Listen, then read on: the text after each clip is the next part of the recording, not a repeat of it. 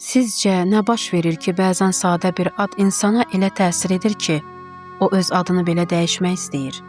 Həmin an daxilimdə fırtınalar qopurdu. Yəqin sizin uğur dediyiniz şey elə cənnətdən ibarətdir. Yolu da budur ki, kimin hansı namazı qıldığına, hansı zikri dediyinə baxıb, onu özünə nümunə seçəsən. Amma mənə görə bunlar əsla uğur deyil. İnsan həyatında elə bir kəsərli addım atmalıdır ki, o artıq yer üzündə olmasa belə, qoyub getdiyi izin təsiri illərlə silinməsin. İnsan elə güclü olmalıdır ki, heç bir çətinlikdə geri çəkilməsin, yolunu yarımçıq qoymasın. Lakin bu sözlərin heç birini dilimə gətirmədim. Hamısını beynimdə bir-bir düzürdüm. Nazəninin təkidləri ilə gəldiyim o yay kursunun sinifində idik. Güman edirdik ki, yay tətilimizi səmərəli keçirəcəyik. Sinifdə məndən və Nazənindən başqa, demək olar ki, bütün qızlar çadralı idi. Üstəlik, müəllim də otağa başında əmmamə ilə daxil olmuşdu. Düzü, dərsin adını tam xatırlamasam da, mövzular o qədər də sıxıcı deyildi. Mən bu dərslərə öz aləmimdə özünü tanıma adı vermişdim. Bəzən müəllimin danışığından darıxır, qalxıb getmək istəyirdim. Amma o sanki bizi, mənim kimi düşünənləri ovcunun içi kimi tanıyırdı. Bizim daxili sıxıntılarımızı, problemlərimizi elə bil əzbər bilirdi. Hardan və necə hiss etmişdisə, depressiyada olduğumu anlamışdı. Heç nədən zövq almadığımı, insanlardan qaçdığımı, həqiqi həyatdan uzaqlaşıb tənhalığa çəkildiyimi, bəzən isə ümumiyyətlə var olmaq istəmədiyimi sanki görürdü. Ən maraqlısı isə o idi ki, o sosial şəbəkələrdəki şablon psixoloqlardan fərqli olaraq həqiqi çıxış yolları göstərirdi.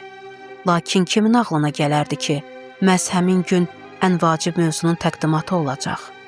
Söhbət həyat üçün örnək seçməkdən gedirdi.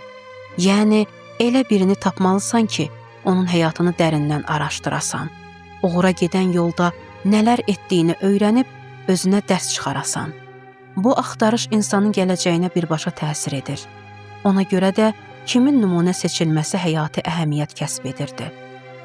Mən isə beynimdəki o dahi fikirlərimlə öz-özümə gülümsəyir, müəllimin və tələbə yoldaşlarımın uğur saydıqları meyarlara biraz istehza ilə baxırdım. Birdən müəllimin səsi düşüncələrimi böldü. Əslində hər şey insanın uğuru nədə görməsindən asılıdır, hədəfini hara təyin etməsindən. Bütün diqqətim tam ona yönəldi. Görəsən bu sözlərin arxasında nə dayanırdı? Bir qız əlini qaldırıb maraqla soruşdu. Bağışlayın, məsələn, biz cənnətə hədəf seçə bilərikmi?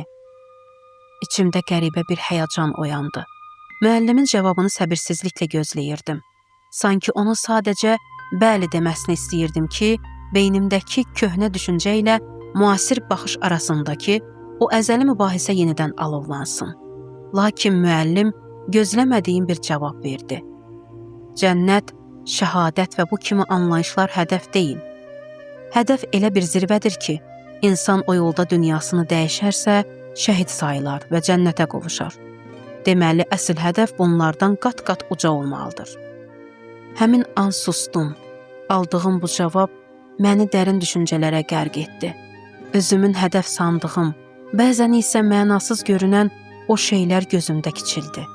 Biraz sonra müəllim sözünə davam etdi. Gedin elə uğurlu xanımlar tapın ki, onları həqiqətən həyat nümunəsi seçmək mümkün olsun. Hərəniz bir nəfər tapsanız kifayətdir. Amma kursun sonuna qədər mütləq onun haqqında tam və əhatəli bir araşdırma aparmalısınız. Beynim qeyri-ixtiyari olaraq tanıdığı müxtəlif uğurlu qız modellərini sıralamağa başladı. Aktrisalardan, müğənnilərdən tutmuş alimlərə və idmançılara qədər hər kəsi göz önünə gətirdim. Özümü itirmək istəmirdim. Elə bir sima tapmalıydım ki, həm özümə, həm də onlara həqiqi uğurun və düzgün nümunənin nə olduğunu sübut edim. Variantları bir-bir nəzərdən keçirirdim ki, müəllimin əlindəki şəkil çərçivəsini gördüm. Bintul Huda xanım. Şəkildə gördüyünüz bu xanım elə şəxsiyyətlərdəndir ki, gözüyumlu söz verirəm. Onu tanısanız, həyat yolunuz ciddi şəkildə dəyişəcək. Bu, kifayət qədər iddialı bir söz və maraqlı bir sınaq idi.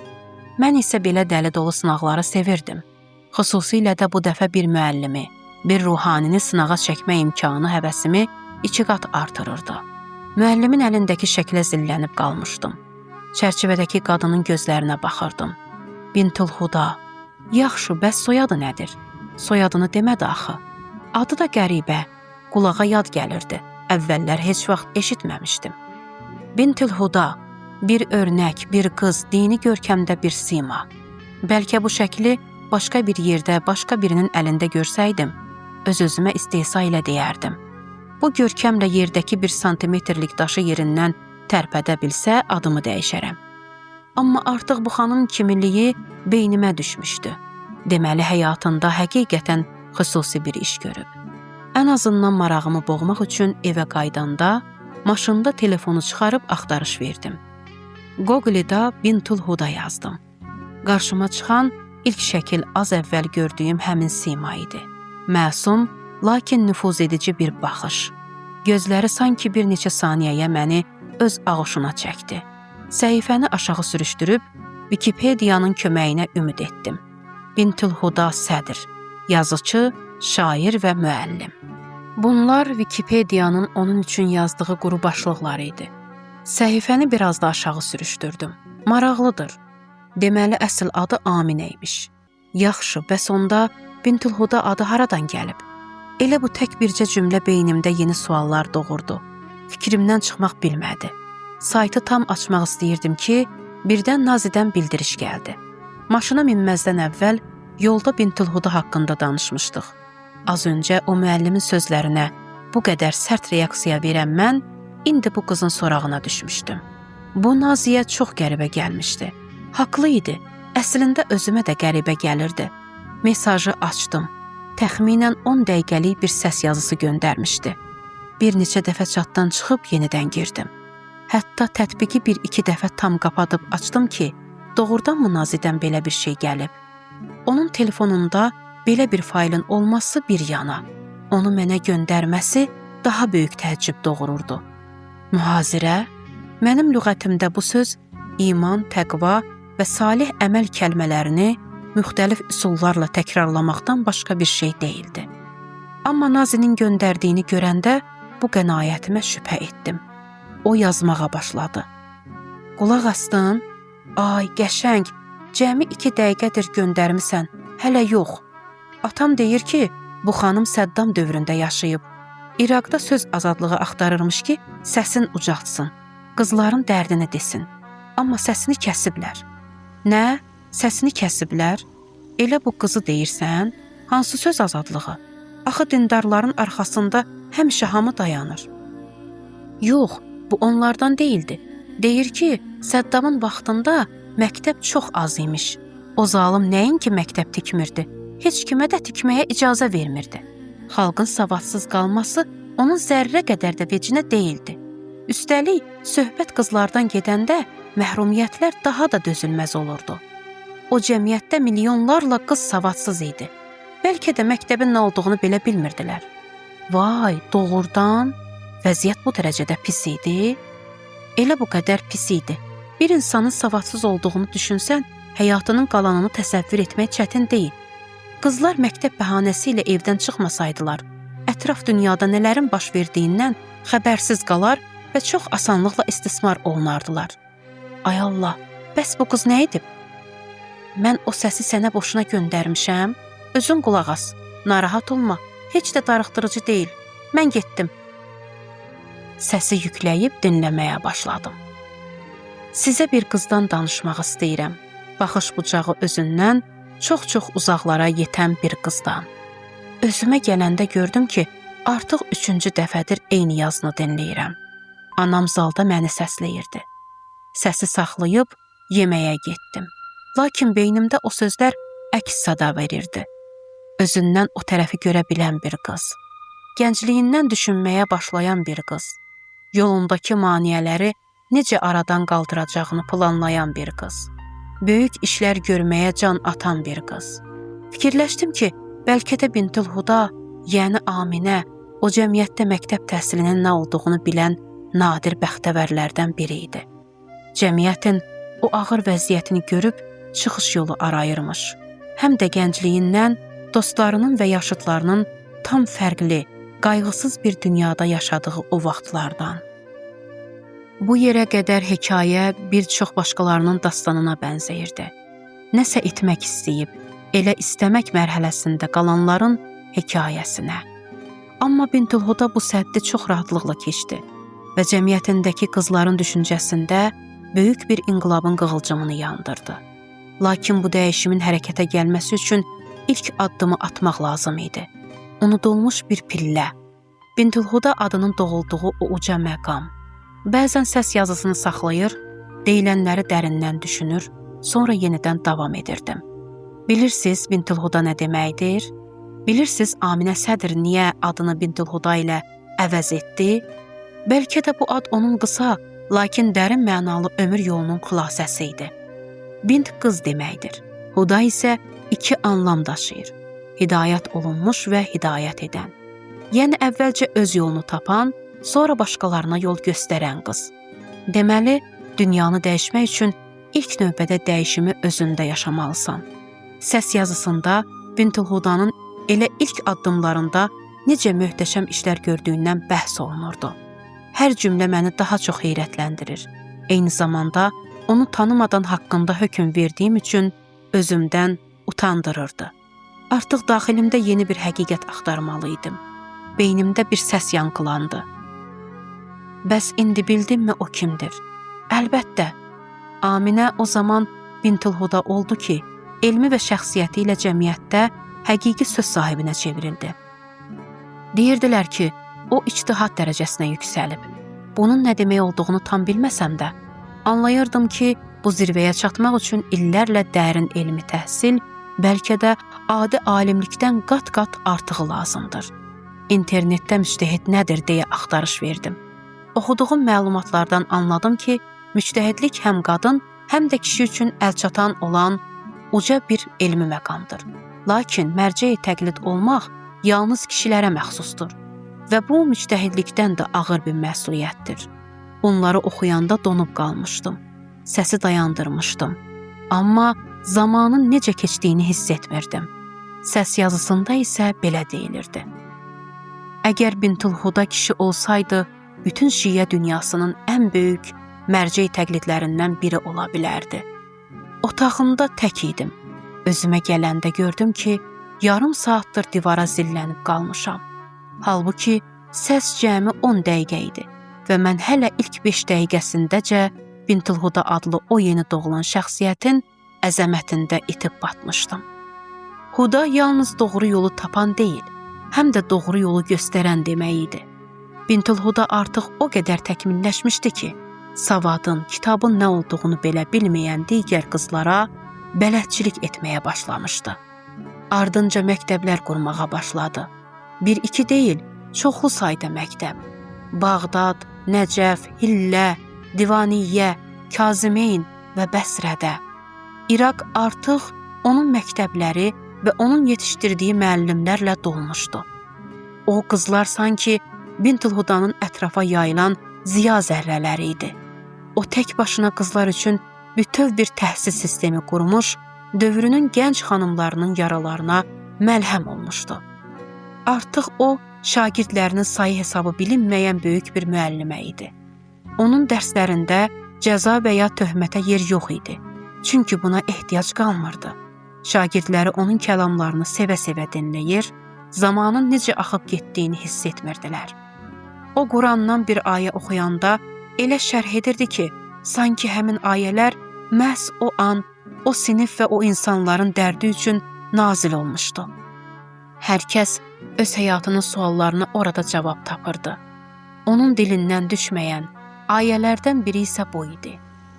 Agah olun, qəlblər yalnız Allahı zikr etməklə aram tapar.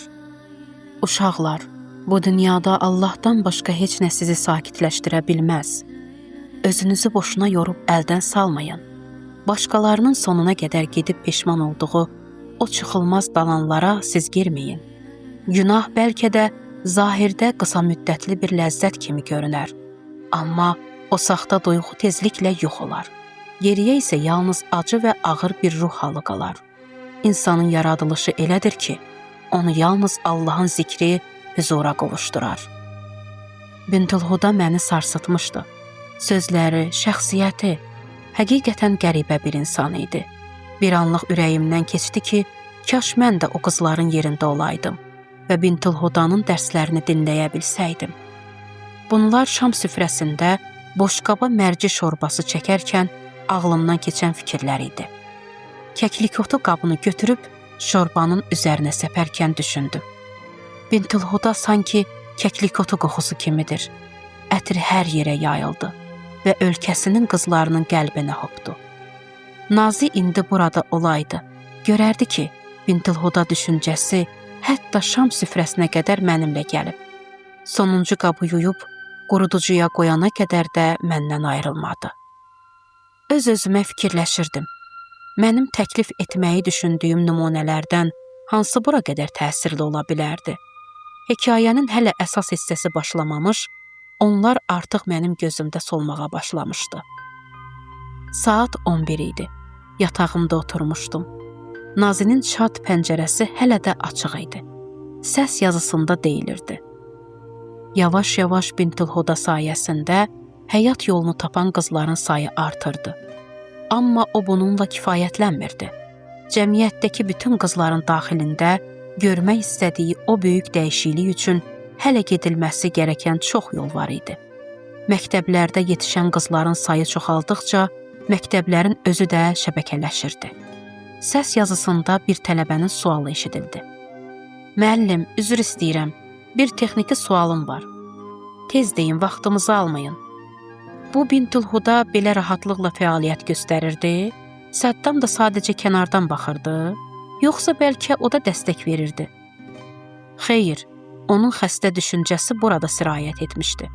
Gördü ki, Bintülhudanın adı və təsiri hər yerə yayılır, dərhal onu məktəblərini və şagirdlərini məhv etməyə çalışdı. Bilirdi ki, doğulan bu Bintülhuda ruhu onun hakimiyyəti üçün təhlükəlidir. Məqsəd onu nəyin bahasına olursa olsun yox etmək idi.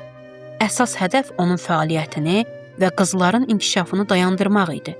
Zalımlar həmişə xalqın savadlanmasından və oyanışından qorxarlar.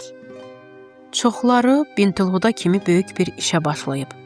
Amma çətinliklə üzləşən kimi geri çəkilib, dayanıb. Maneələr qarşısında susub, dözüb, sonda isə hər şeydən imtina ediblər. Onlar Bintülhudanın yerində olsaydılar, Səddam ilk dəfə rədd ol, get işinlə məşğul ol deyəndə dərhal gedər, bir də arxalarına baxmazdılar. Bəs məktəbləri bağlanandan sonra nə etdi? Hər şey bitdi, yazıq o qızlara. Xeyr, əslində hər şey elə yeni başlayırdı. İraqda çoxlu qız Bintülhudanın sözünə, varlığına möhtac idi. O da bunu çox yaxşı bilirdi, dedi. Məktəb açmağa icazə vermirlərsə, öz evimdə dərs keçərəm və qızları yanıma yığaram. Beləliklə, o öz mənzilini dərs otağına çevirdi. Elə bir sevgi qazanmışdı ki, bircə çağırış etsə, hamı əlindəki işi qoyub onun dərsinə qaçardı. Evindən başlayaraq, harada qızları bir araya toplaya bilirdisə, orada da dərsini davam etdirirdi. Səddam nə etdi? Onun fəaliyyəti yenidən Səddamın qulağına çatdı. Təsəvvür edirəm, bu dəfə necə qəzəblənib, zalımdan hər şey gözləmək olar. Elə də oldu. Səddam gördü ki, bu xanım artıq bütün sərhədləri keçib. Onu bir dəfəlik dayandıracağını düşünərək yeni bir əmr verdi. Bintülhuda sədr, siz hər cür toplaşmaqdan, dərs keçməkdən və insanlarla bir araya gəlməkdən məhrum edilirsiniz. Zalım öz-özünə düşünürdü. Artıq hər şey bitdi. Əgər insanlar Bintülhudanı görməsə, sözlərini eşitməsə, Bintülhuda da insanlarla danışa bilməsə, məsələ bir dəfəlik bağlanacaq. Yəni hər şey bitdi, mən artıq yuxudan ölürəm. Belə vəziyyətdə yəqin o da geri çəkilmişdi. Yox, elə deyil. Bintülhudanın bir-bir keçdiyi o mərhələlər nə mənim, nə sənin, nə də beynimdə ona rəqib qoyduğum ən güclü insanların belə ağlına gəlməzdi. Adi insanın planını bir-iki dəfə belə alt-üst etsələr, o hər şeyi buraxıb gedər. Alo, yuxuya getdin? Nazi yuxuya getmişdi. Amma Bintülhuda sanki hələ də mənə nəsə sübut etmək istəyirdi. Mənə göstərmək istəyirdi ki, uğurun ən parlaq nümunələrini bəlkə də məhz orada, uğur nədir sualının cavabını bilməzlər sandığım yerdə tapmaq olar. Bintilhuda hamının gözündə son zərbəni almış kimi görünürdü. Güya artıq evində həmişəlik qapanıb qalmışdı. Amma o, oturub dərindən düşündü. Bəlkə artıq insanları yanına yığa bilməzdi. Bəlkə özü gedib onlara kömək edə bilməzdi. Amma sözləri gedib onlara çata bilərdi. Onun nitqi və bəlağəti cahilliyə qarşı ən güclü silahı idi. Bu silahı əlindən alanda o başqa birini götürdü. Qələmi. Bintilhudanın yazmaq üçün qələmi var idi. Yazılar isə susturula bilməz. O qələmi əlinə alıb kitab yazmağa başladı. Artıq üz-üzə gələ bilmədiyi, lakin qəlbləri hələ də onunla olan o qızlar üçün yazırdı. O yaxşı bilirdi ki, ətrafında mənim kimi fərqli düşünənlər var. Anlayırdı ki, şablon və darıxdırıcı kitablarla gənclərlə ünsiyyət qurmaq mümkün deyil. Bəziləri o cür kitabları heç açmaz, bəziləri isə 2 səhifə oxuyub, kaş açmasaydım deyər. Ona görə də hər cür kitabı yazmaq olmazdı. Ağır elmi mətnlər hər şeydən bezmiş qızların ruhuna toxuna bilməzdi. Buna görə də o incəsənət yolunu seçdi və romanlar yazmağa başladı. O bu nəslin dilinin məhz incəsənət olduğunu dərk edirdi. Öz-özünə deyirdi. Yazdığım kitabın cəmi 3-4 səhifə vaxtı var ki, özünü oxucuya sevdirsin və ona məni sona qədər oxu dedirtsin. Bintilhudanın romanları qızların dünyasını alt-üst etdi. Yazdığı hekayələrin sanki hər səhifəsinə maqnit qoyulmuşdu. İnsanı dərhal özünə çəkirdi. O, yeniyetmə və gənc qızların ilk böyük hekayə yazarı kimi tarixə düşdü. Fikrimizə də, qəlbimizə də eyni həssaslıqla yanaşan ilk insanlardan biri idi. Hekayələrini elə bir cazibə ilə qururdu ki, sətirlər arasına yerləşdirdiyi sözlər oxucunun ruhuna süzülüb orada özünə möhkəm yer tapırdı. Bəlkə də düşünürsüz, bu qız bunları haradan bilir? Axı o Bintilhuda ilə elə həmin gün tanış olub, nə vaxt fürsət tapıb kitablarını oxudu. Düzünü desəm, mən Bintilhudanın kitab yazdığını və bu dünyada ondan bir iz qaldığını öyrənən kimi yenidən Ayətullah Qoqliyə müraciət etdim. Məqsədim hər hansı bir yolla onun yazılarına çatmaq idi. Elə də böyük kitab qurdu deyiləm, yox, sadəcə maraq məni rahat buraxmadı. Görəsən, bu Bintilhuda nə yazıb ki, qızlar onu belə sevib, ondan bu qədər təsirləniblər? Həmin gecə onun kitablarından birinin PDF variantını tapdım və bir nəfəsə oxuyub bitirdim. Bu, Yenidən Doğuluş adlı hekayələr toplusu idi. Bilmirəm, müəllif bu adla nəyi nəzərdə tuturdu? Öz adının mənasını mı? Yoxsa hələ də qızlara səslənirdi? Bəlkə də elə mənim yenidən doğulmağımı nəzərdə tuturdu. Bintilhudanın kitabları çap olunub, İraqlı qızlara çatdıqca, yaratdığı o sürətli təsirin qarşısını almaq artıq mümkün deyildi. Bəzən bircə nüsxənin əldən ələ gəzməsi kifayət edirdi ki, Səddamın səbri tükənsin. Bu dəfə zalım hökmdar artıq təkcə Bintilhuda ilə deyil, onun kimliyi və kökü ilə üz-üzə idi. O yaxşı bilirdi ki, Bintilhuda Sədr kimdir. Bintilhuda Ayətullah Məhəmməd Baqir Sədrin bacısı idi. O alimin ki, Səddamın cinayətləri qarşısında elə bir iradə ilə dayanmışdı ki, tək başına bütöv bir sistemi sarsıtmağa qadir idi. Səddam dərk edirdi ki, bu qız məhz belə bir əzəmətli ailədə boya-başa çatıb. Səddam dərk edirdi ki, o kitabları artıq qızların əlindən yığmaq mümkün olmayacaq və Bintilhuda yaşadıqca yeni əsərlər də işıq üzü görəcək. Bu qorxu ilə o həm Aminənin, həm də qardaşının həbs olunması barədə qəti əmr verdi. Qardaşı əvvəllər də dəfələrlə həbs edilmişdi. Lakin bu dəfə onun üçün edamdan başqa yol qalmamışdı. O xanım artıq Səddamın gözündə sadəcə Bintilhuda deyildi. Podkastdakı Natiq deyirdi ki, Səddam artıq qərarını vermişdi. O, bu bacı qardaşdan bir dəfəlik qurtulmaq niyyətində idi. Bintilhudanın şəxsiyyətinin bütün heyran edici tərəfləri bir yana, ömrünün son səhnəsi tamam başqa, inanılmaz bir məqam idi. Doğrudan da bütün dünya qızları onun xatirəsi önündə saatlarla ehtiramla ayaqda dura bilərdi. Səddamın cəlladları Bintilhudaya qardaşının gözləri qarşısında elə ağır işgəncələr verdilər ki, o bədəni göyərmiş qana bulaşmış halda şəhadətə qovuşdu. Lakin o zalimlar onun dilindən nə bir yalvarış, nə bir peşmanlıq, nə də bircə ah belə eşidə bildilər. Son anlarında onu sakitləşdirən yalnız Allahın zikri idi. O Qur'an ayələrini oxuyur, Allahdan səbir, mətanət və xeyirli aqibət diləyirdi. Rəbbimiz, üzərimizə səbir və dözüm yağdır. Addımlarımızı möhkəm et və bizə kafir qövm üzərində qələbə nəsib et. Bu ayə xeyirxahlığı və Allahın dinini qorumaq yolunda fədakarlıq edənlərin, zülmlə mübarizə aparanların duasıdır. Mənası isə budur. İlahi, bu yolda sənin köməyindən məhrum olmayaq. Bizə dözüm ver, iradəmizi sarsılmaz et.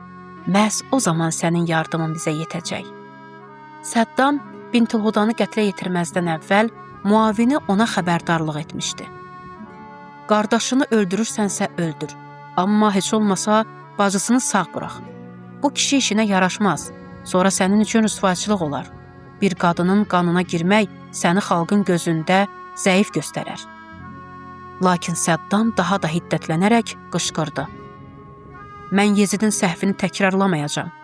Yezid Hüseyni öldürdü, amma bacısı Zeynəbi sağ buraxdı. Zeynəb isə sağ qalıb Yezidi bütün dünyaya rüsvay etdi. Mən Yezid haqqında çox şey bilmirdim. Sadəcə İmam Hüseyin əleyhissalamın qatı düşməni olduğunu eşidirdim. Lakin İmam Hüseyni və bacısı Həzrəti Zeynəb salamullahı tanıyırdım. Uşaqlıqdan valideynlərimlə getdiyim məhərrəm məclislərindən yaddaşımda həmişə bir kəlam qalmışdı. Zeynəb olmasaydı, Kərbəla Kərbəlada qalardı. Anladığım o idi ki, Aşura həqiqətlərini dünyaya çatdırmaq, insanları oyatmaq missiyası İmam Hüseynin bacısının üzərinə düşmüşdü. Bintilhuda da sanki öz dövrünün Zeynəbi olmuşdu.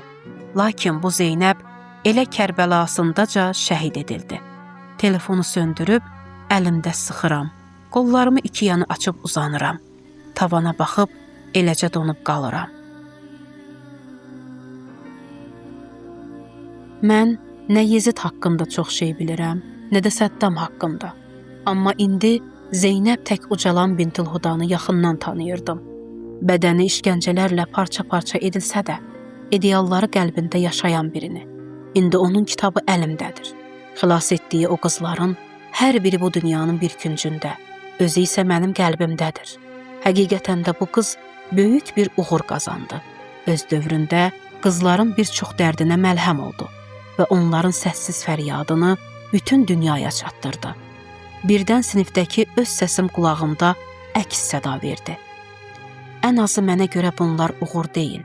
Həyatında elə bir kəsərli addım atmalısan ki, sən yer üzündə olmasan belə izin qalsın. O qədər güclü olmalısan ki, heç vaxt geri çəkilməyəsən. Bəlkə də artıq etiraf etməyin məqamıdır. Bintilhudaya rəqib saydığım bütün o parlaq nümunələr beynimdə elə başlanğıcdaca yox olub getdi. Bəlkə artıq təslim olmağın, hətta bəlkə adımı dəyişməyin vaxtıdır. Çünki Bintilhuda təkcə bugün deyil, həmişə yaşayacaq. Çünki o dayanmadan çoxalır. İnsanları mənən yenidən doğurur. Səni də yenidən doğurur. Sanki sənə də Bintilhuda adını bəxş edir. Yəni istəyir ki, həm öz yolunu tapan, həm də başqalarına işıq olanlardan olasan. Qələmi əlinə alasan və bu yarımçıq qalmış hekayəni sən davam etdirəsən. Görəsən, necə olur ki, sadə bir ad insanı elə dəyişir ki, o öz adını belə dəyişmək istəyir.